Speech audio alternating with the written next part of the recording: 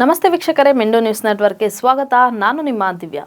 9 ತಿಂಗಳಿಗೂ ಹೆಚ್ಚು ಕಾಲ ಅಂತಾರಾಷ್ಟ್ರೀಯ ಬಾಹ್ಯಾಕಾಶ ನಿಲ್ದಾಣದಲ್ಲಿ ತನ್ನ ಸಹ ಗಗನಯಾತ್ರಿ ಬುಚ್ ವಿಲ್ಮೋರ್ ಅವರೊಂದಿಗೆ ಸಿಲುಕಿಕೊಂಡಿದ್ದಂಥ ಸುನಿತಾ ವಿಲಿಯಮ್ಸ್ ಅವರ ಬಗ್ಗೆ ಈಗ ಗುಡ್ ನ್ಯೂಸ್ ಒಂದು ಬಂದಿದೆ.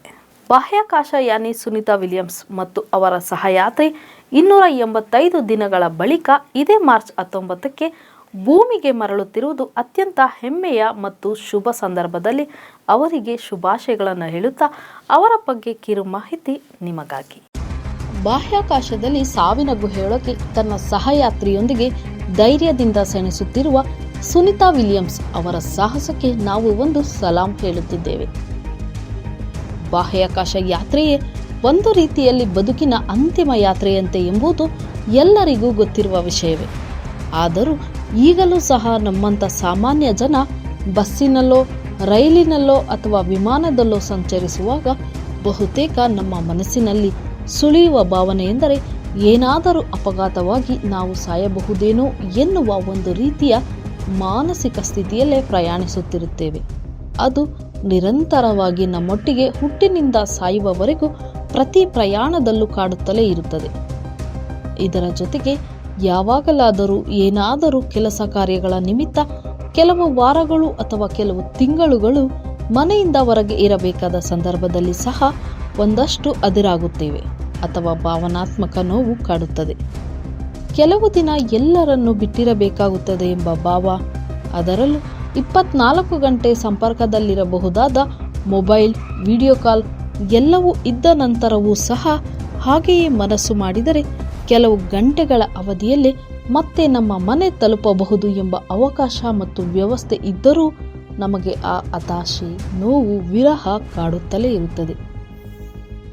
ಕೆಲವರು ಅತಿ ಹೆಚ್ಚು ಎಂದರೆ 100 ದಿನಗಳ ಕಾಲ ಮನೆ ಬಿಟ್ಟು ಬೆಂಗಳೂರಿನ ಮುಖ್ಯ ಪ್ರದೇಶದಲ್ಲಿಯೇ ಇರುವ ಒಂದು ಸುಸಜ್ಜಿತ ಬಿಗ್ ಬಾಸ್ ಬಂಗಲೆಯಲ್ಲಿ ವಾಸಿಸಲು ಸ್ಪರ್ಧೆಯ ಕಾರಣಕ್ಕಾಗಿ ಹೋಗಲು ಅವರು ಪಡುವ ಆತಂಕ, 40-50 ದಿನಗಳ ನಂತರ ಅವರ ಮನೆಯವರನ್ನು ನೋಡಿದಾಗ ಗೊಳೋ ಎಂದು ಅಳುವುದು ನೋಡಿದರೆ ಸುನಿತಾ ವಿಲಿಯಮ್ಸ್ ಸಾಹಸ ಎಷ್ಟು ಮಹತ್ವದ್ದು ಎಂಬುದು ಅರ್ಥವಾಗುತ್ತದೆ.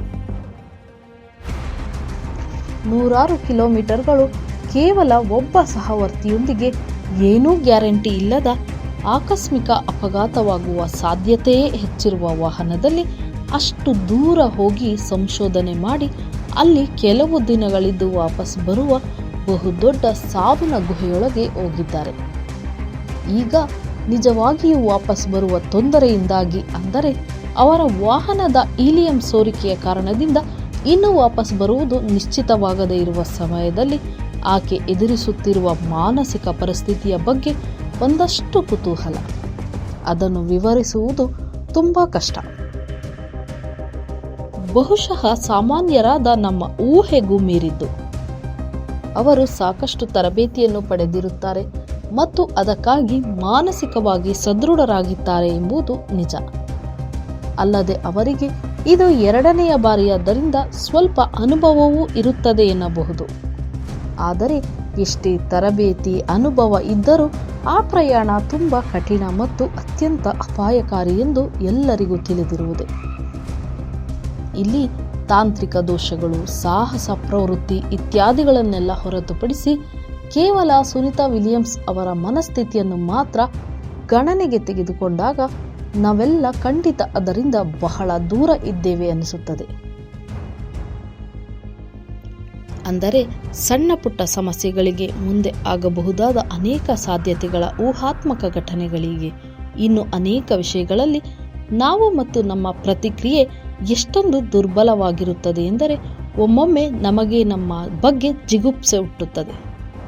ಸುನಿತಾ ವಿಲಿಯಮ್ಸ್ ಅಂತ ಅಪಾರ ಧೈರ್ಯಶಾಲಿ, ದೃಢ ವಿಶ್ವಾಸಿ ನಿಜಕ್ಕೂ ನಮಗೆ ಸ್ಫೂರ್ತಿಯಾಗಬೇಕು, ಮಾದರಿಯಾಗಬೇಕು. ನಮ್ಮ ಎಲ್ಲ ಕಷ್ಟಗಳನ್ನು ಎದುರಿಸುವ ಸಮಯದಲ್ಲಿ ಆಕೆಯ ನೆನಪು ನಮ್ಮಲ್ಲಿ ಆತ್ಮವಿಶ್ವಾಸ, ಜೀವನೋತ್ಸಾಹ ಮೂಡಿಸಬೇಕು.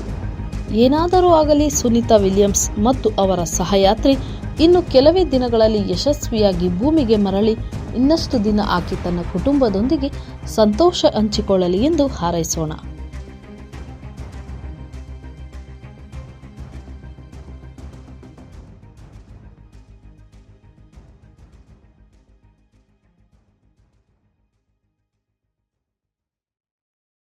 ಮೆಂಡು ನ್ಯೂಸ್ ನೆಟ್ವರ್ಕ್, ಸತ್ಯದ ಕನ್ನಡಿ.